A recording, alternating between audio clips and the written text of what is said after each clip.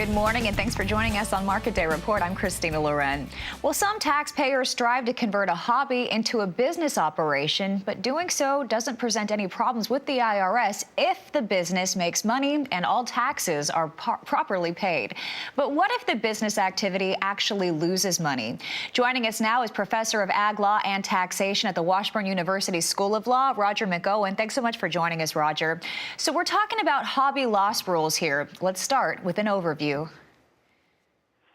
Well, good morning, Christina. And this is a big issue in terms of what IRS is looking at right now. They don't have too many things that they dig into deeply because they are understaffed and underfunded right now. But this hobby loss issue is a big deal. And in fact, last year, they announced a pilot program where they're going to examine a number of returns to see if there's a systemic issue that's out there.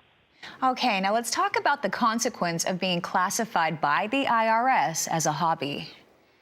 Well, the main problem is that your deductions that are attributable to an activity that's not engaged in for profit are going to be significantly limited. Now, you're going to still be able to deduct your state and local property taxes, home mortgage interest, casualty losses, consistent with what we would call normal tax law is.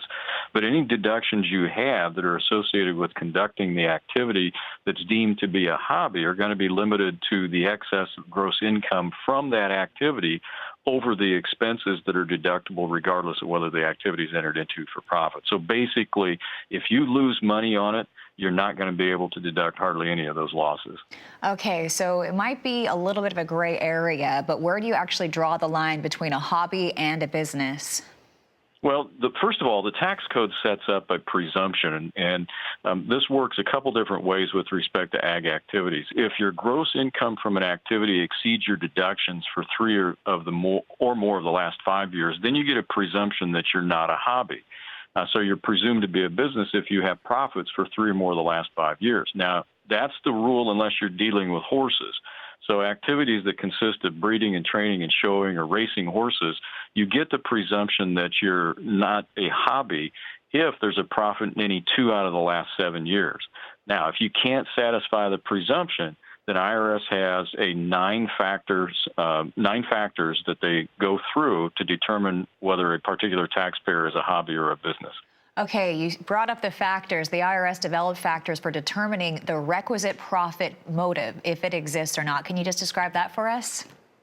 Yeah, real quick, what they are, the IRS takes a look to see if you're operating in a business-like manner, what's your expertise with respect to the activity, how much time do you put in, are you expecting that your assets in the business or in the activity are going to appreciate, what's your experience, do you have a history of income or loss, did you make any profit, if so, what's the level of the profit, if you had just a little bit of profit and large losses, that's not as good as having higher profit and smaller losses, what's your financial status, do you have a lot of outside income that allows you to dabble around in what IRS thinks is a hobby business, and do you get pleasure from this activity, or are there elements of recreation? IRS looks at all 9 of those, IRS and the courts, and if most of those weigh in the taxpayer's favor, then it's likely that you're not going to be a hobby and subject to the loss limitation rules. Okay, once again, we always appreciate you sorting out some very complex details. Roger McEowen with the Washburn University School of Law, thank you so much for your time and for joining us today.